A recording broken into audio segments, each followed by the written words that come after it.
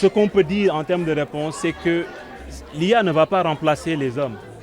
Mais ce sont les hommes augmentés, c'est-à-dire les hommes qui utilisent l'IA, qui vont remplacer ceux qui ne s'adaptent pas et qui n'innovent pas en utilisant l'IA. Oui, c'est une question que tout le monde est en train de se poser. Et la réponse est et sera toujours, les métiers vont changer. Les métiers ne disparaîtront pas. Certains disparaîtront, mais la plupart de ces métiers vont changer. Vous prenez le cas des télécentres, par exemple, ou des téléopérateurs. De plus en plus, on se rend compte quand on a une IA qui est téléopérateur, voilà, il ne se fatigue pas, il donne de meilleures réponses, il comprend et il peut apprendre de toutes les discussions qu'il a déjà eues avec les clients. Ça veut dire que la façon d'opérer de ces acteurs-là va changer. Donc voilà le contexte où nous sommes. C'est comme ça dans tous les métiers? Dans pratiquement tous les métiers. Aujourd'hui, dans tous les métiers, nous allons avoir des problématiques qui sont simples, qui seront de collecter de la donnée, de l'analyser, de la traiter, de prendre des décisions. Et quand on parle de données, voilà, l'homme n'a pas les capacités pour utiliser un niveau important de ses neurones. Alors que l'IA va pouvoir utiliser fois 1 milliard, 2 milliards, 3 milliards, donc en utilisant l'intelligence artificielle. Donc on réduit les temps qu'on passait à faire des tâches qui sont répétitives et on va arriver à créer beaucoup plus de valeur. Beaucoup plus de valeur avec beaucoup moins de ressources. Et c'est ça le véritable enjeu. Et l'exemple le plus patent, c'est DeepSeek.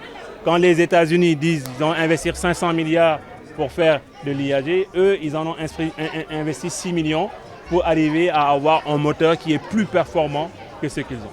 Justement, vous avez dit tout à l'heure que l'Afrique contribue à moins de 1% ou 1% de la production des IA.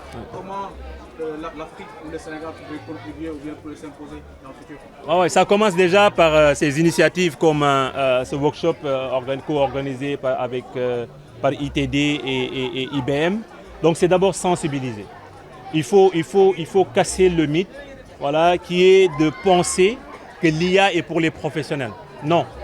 Voilà, les meilleures vidéos sur les cas d'utilisation ou les cas d'usage de l'IA ne sont pas faites du moins par des gens, des informaticiens ou des techniciens de l'IA. Non. Elles sont faites par des gens qui ont compris à un moment ou à un autre qu'il fallait comprendre et s'adapter, utiliser ces technologies pour innover. Ils vont avoir des perspectives totalement différentes. Et c'est ce dont je parlais tout à l'heure. Ils ont appris à désapprendre. Donc effacer toutes les croyances qu'ils ont eues jusque-là et se dire qu'on on part d'une table rase et qu'est-ce qu'on peut faire avec cet outil qui est hyper puissant. Une question s'il vous plaît. En tant qu'expert, on parle un peu de l'armée de l'air et tout. Comment l'IA pourrait contribuer au développement de notre armée? Comment il pourrait participer? Ah mais on le verra tout à l'heure. Hein. Donc quand on parle de l'armée de l'air, donc aujourd'hui, l'IA a deux facettes. L'IA va permettre à des pays ennemis de développer des drones qui sont par exemple armés, qui sont pilotés par l'IA. Mais si nous utilisons des radars qui ne sont pas capables d'anticiper, mais comment nous allons nous battre contre ces ennemis-là? Voilà. Nous avons de plus en plus de problématiques pour gérer la logistique. Nous n'avons pas les moyens pour acheter autant d'aéronefs, d'avions de guerre. Comment nous allons faire si nous n'arrivons pas à réparer de façon optimisée les armes que nous avons? Voilà. Donc aujourd'hui, avec l'IA, on va pouvoir travailler sur la maîtrise des territoires, la surveillance des territoires. On va pouvoir travailler davantage sur la maintenance. On va pouvoir travailler davantage même sur la médecine quand on est en terrain hostile. Voilà, quand on a des machines qui sont capables de faire l'autodiagnostic, de voir si des organes vitaux ne sont pas touchés. Mais très rapidement, les médecins qui sont sur le terrain vont pouvoir réagir. Donc ça veut dire qu'à tous les niveaux, on est en capacité d'utiliser l'IA non pas comme une technologie qui vient nous remplacer, mais qui vient augmenter nos capacités à appréhender les problématiques, à comprendre les contextes, à analyser et à décider vite et répondre de façon efficace aux menaces qui s'imposent. Bon, comme M. Mbeng l'a si bien dit, hein, c'est pour justement sensibiliser sur la technologie, principalement sur l'IA, l'intelligence artificielle, qui est normalement un outil qui devient nécessaire, plus que nécessaire pour n'importe quel acteur de l'écosystème. Que ce soit un élève, que ce soit un utilisateur grand public, que ce soit un parent, que ce soit des spécialistes, que ce soit des experts. C'est important que les gens comprennent qu'au niveau où on est, tout le monde doit pouvoir comprendre ce qu'il y a et ce qu'on peut en faire et comment est-ce que l'IA peut transformer leur vie. Comment cette IA-là peut faire ce qu'on appelle le empowerment, comme Mbengue l'a si bien dit aussi, hein, qui est notre expert, que l'IA permet d'augmenter la personne. Ça permet d'augmenter la personne dans n'importe quelle activité où il est. Donc ça veut dire que si vous êtes un médecin, si vous êtes un sportif professionnel, si vous êtes même un lutteur, vous êtes par exemple un enseignant, si vous n'utilisez pas l'IA, l'autre qui l'utilise, il pourra s'appuyer sur ses capacités-là pour être un meilleur acteur. Voilà, donc c'est ouvert à tout le monde. Nous, notre rôle, c'est de pouvoir sensibiliser, former les gens à cet usage-là. Voilà. Et pour rappeler un peu le contexte de ça, c'est le user group qu'on a mis en place. Donc, le user group, l'intérêt c'est ça, c'est de pouvoir partager la connaissance sur la technologie, de pouvoir former et de pouvoir aussi innover ensemble, qu'on puisse comprendre qu'avec la technologie, nous sommes capables carrément de créer ce shift qui fera que nous allons résorber le gap qu'il y a entre nous et les pays occidentaux. Et s'il y a un moyen de le faire, c'est vraiment la technologie numérique, principalement l'IA. Donc comme encore une fois, M. Mbengue l'a si bien dit dans la présentation, c'est quelque chose qui est fondamental et qui nous permet de gagner du temps. Parce que ce qu'il faut retenir, avant, quand on parlait de développement industriel, la force c'était quoi? C'était la matière première, la capacité d'investissement sur carrément de la technologie, du matériel. Avec l'IA, avec le digital, la matière, ce qui est le plus important, c'est l'humain. C'est l'imagination, c'est la créativité.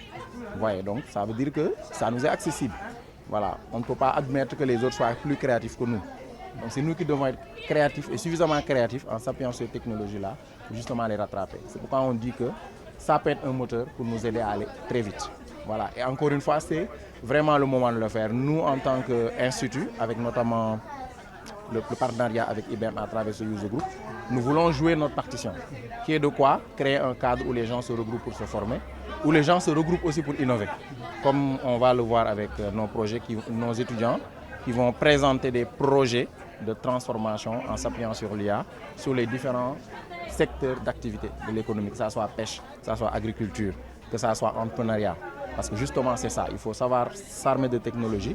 Et peut-être même dans le futur, hein, pourquoi pas créer le futur GAFAM à l'Africain.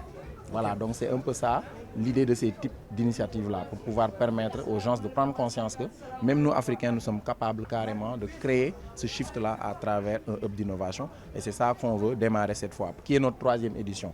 Donc pour ceux qui l'ont eu à le suivre, il y a eu 2 éditions que nous avons fait. Nous nous sommes contentés à former, à échanger. Cette fois-ci, on s'est dit, on va faire du level up, on va essayer d'innover ensemble et inviter tous les acteurs de l'écosystème à innover avec l'Institut des technologies digitales ITD et le User Group West African Hub qui polarise pas seulement le Sénégal mais l'Afrique de l'Ouest. Parce que quand on veut innover, quand on veut développer, il faut s'appuyer sur les grands ensembles, il faut s'appuyer sur les grands marchés. Donc il faut arrêter ces frontières-là et se dire que ensemble on peut créer quelque chose et le développer ensemble. Et d'ailleurs c'est dans cet esprit-là, je pense M. Mbengue, que le New Deal même a été annoncé pour dire que ok c'est le New Deal pour le Sénégal, mais c'est pour justement montrer qu'avec la technologie, le numérique, on peut changer les choses en commun. Globalement, voilà. Donc on est dans cet esprit-là bien avant et on soutient aussi cette initiative. En fait, à un moment donné, on a parlé avec M. Mbengue de disruption. Genre, il faut changer la carte mentale de tous les décideurs, dans tous les secteurs, pas seulement l'éducation, mais quand on parle de l'enseignement supérieur, il faut aussi qu'au niveau de l'enseignement supérieur, que la carte mentale aussi puisse être changée. Nous, on a fait l'expérience, hein, quand nous avons voulu lancer ITD, Ibrahima, c'était en 2021. Quelque chose comme ça. On a commencé à travailler sur les programmes. Nous avons élaboré par exemple un programme qui s'appuie sur toutes les technologies, y compris l'IA. Il y avait un master sur l'IA, des masters sur l'IA, sur la cybersécurité, sur la data science, n'est-ce pas, sur les fintech, insurtech, vous comprenez, sur la stratégie digitale. On avait par exemple des filières de licence sur les 8 spécialisations, dont agritech, fintech, vous voyez, tout ce qui est cloud computing, développement d'appli. Mais quand on est venu, on nous dit limitez-vous à lancer 4.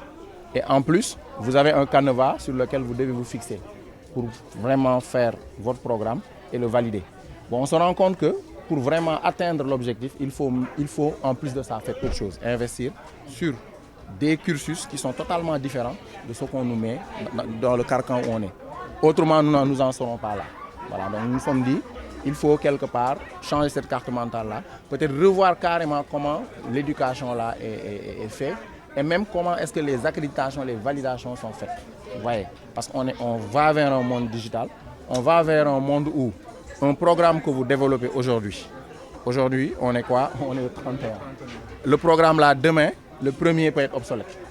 Est-ce que vous devez attendre un cycle pour faire valider votre programme? Non, il faut s'adapter. Bon, nous on le fait, on s'adapte. En s'adaptant, on fait un programme, on se rend compte qu'il y a des choses qui évoluent. On essaie d'adapter ces programmes-là pour que quelque part nos étudiants soient up-to-date. Voilà. Et on inculque aussi la culture de l'entrepreneuriat. Si vous prenez par exemple le cas de l'Europe, ils ont légiféré sur tout ce qui est, comment on appelle ça encore, alternance. Vous voyez, donc on oblige les entreprises par exemple à recruter et à payer la formation des étudiants qui vont faire de l'immersion dans des entreprises. Nous, notre option, c'est de dire, on ne va pas être dans le carcan classique, on va faire de l'alternance au départ. Donc, notre première promotion, qui est en 3e année actuellement, on a démarré avec eux. En 2e année, on a eu un contrat pour faire de l'alternance, genre entreprise, études, école. Genre, ils font l'entreprise le matin, le soir, ils sont à l'école. Et on leur confie des projets qui leur permettent d'exercer comme des consultants sur le coaching des coachs de l'école. Vous voyez? Donc, et ça, typiquement, vous imaginez, quand vous voulez le mettre en place avec le système qui est actuel, c'est extrêmement challenging et compliqué. Donc, ça nécessite par exemple d'investir en extra énorme. Voilà. Et ce qui est dommage, c'est que quelque part, vous n'avez pas forcément l'appui, à part peut-être des partenaires de confiance, comme GTP qui nous a fait confiance, et également Grant Thornton Technologies, avec qui on est en train d'échanger pour justement pouvoir mettre en place ce modèle-là, le pérenniser, parce qu'on l'a démarré, on veut le pérenniser. Entreprise, école, projet concret. Et justement sur ça, même quand on parle de New Deal, ils ont dit, je ne sais pas, il y a combien de milliards, 1105 milliards qu'ils vont investir sur la transformation numérique de l'écosystème. Mais ces milliers de milliards là, pourquoi ne pas appuyer les écoles comme ITD qui font de l'alternance pour que les étudiants qui sont formés à faire de l'entrepreneuriat numérique accompagnent la transformation des projets de l'État? Je ne sais pas si vous comprenez. Voilà, donc ça, c'est justement une façon de changer la carte mentale, de dire qu'il y a une autre façon de faire. Il faut à un moment donné impliquer l'université au monde professionnel, au monde, n'est-ce pas, de l'entreprise. Et c'est la meilleure façon, c'est on-the-job training. Vous êtes sur le terrain, vous apprenez mieux. Vous sortez, on parle d'employabilité, mais c'est ça l'employabilité. C'est-à-dire, l'étudiant, avant d'aller en 3e année, il est déjà opérationnel. Il commence à travailler. Et il sort, il commence à travailler. Nous, c'est le modèle qu'on est en train de déployer, malgré nos maigres moyens.